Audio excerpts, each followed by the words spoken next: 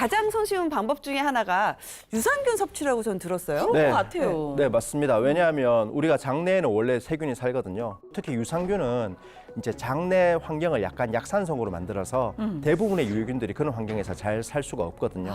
그렇기 때문에 이제 여러 가지 측면에서 유산균을 섭취하는 게 도움이 될 가능성이 많습니다. 아니 아까 이은희 씨도 BNR17 유산균을 꾸준하게 드시고 있었다고 제가 기억을 하고 있는데 그게 어떤 유산균인지 좀 알려주세요. 네, 이 BNR17 유산균은요, 이 한국인 모유에서 유래한 유산균인데요. 네. 이 과민성 대장 증후군을 가지고 있는 환자분들을 대상으로 BNR17 유산균을 섭취를 시켰더니 복부 불편감이라던가 복부 팽만감 같은 증상들이 완화되고 장내의 미생물 비율도 보니까 좋은 유익균들 집단은 증가를 하고 나쁜 유해균 집단은 감소를 하면서 이 장내 환경 개선에도 도움을 준 것으로 나타났습니다. 네. 아니 이렇게 BNR17을 섭취하고 장내 환경이 개선이 되면 체중 감량에도 좀 도움이 될까요? 그러게.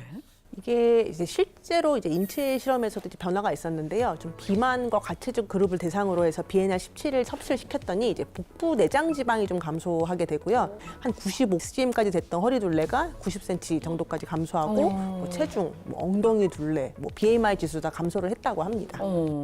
아니 근데 BNR17 이제 섭취 뒤에 이런 변화가 있는데 이게 장내 환경 개선 말고도 또 다른 이유가 또 있다면서요? 네, 이 BNR17 유산균은요, 이 탄수화물을 흡수하는 것을 방해하는 데도 도움이 된다고 밝혀졌습니다. 오, 네네. 너무 반갑다. 탄수화물 흡수를 방해하면 빵, 또 뭐 과자 먹어도 흡수가 안 된다는 말 있잖아요. 그렇죠, 선생님? 땡큐. 네네, 이 BNR17은요, 이 섭취한 이 다당류 형태의 탄수화물이 이런 이제 분해돼서 작은 이제 단당류로 바뀌어서 이제 흡수되는 거를 방해를 하고 다시 이제 좀 큰 다당류로 이제 되돌리는 기능이 있어요. 그래서 잘게 쪼개진 당들을 다시 이제 큰 분자로 되돌려서 장내에서 흡수되는 거를 막고 이제 배출을 시키는 거죠. 그러니까 먹은 탄수화물이 흡수 안 되고 그냥 빠져나가게 한다는 말이죠. 동물 실험에서 해본 그 결과인데요. 네. BNR17을 섭취한 그 실험지의 대변에서 그 다당류 함량이 한 5배 정도 증가한 거를 확인할 수 있었다고 합니다. 그러니까는 그만큼 이제 다당류로 되돌려가지고 흡수되지 않는 당이 나간 몸 밖으로 거죠. 나간 거죠. 예. 아니 근데 몸에 쌓이지 않으면 일단 현상 유지는 되잖아요. 그쵸. 근데 이제 우리는 한 발 더 나아가서 몸에 쌓여 있는 지방을 이제 빼고 싶은 건데 이게 좀 많이 사용돼서 없어져야 될 것 같거든요. 네. 그런 측면에서도 BNR17이 도움이 될 수 있습니다. 네. 이제 실제로 연구를 보면 체내에는 지방을 연소시키는 유전자가 있는데요. BNR17은 이런 체내의 지방을 연소시키는 유전자의 발현을 증가시킨다. 그래서 지방 감소에 도움이 될 수 있다. 이런 연구 결과가 있고요.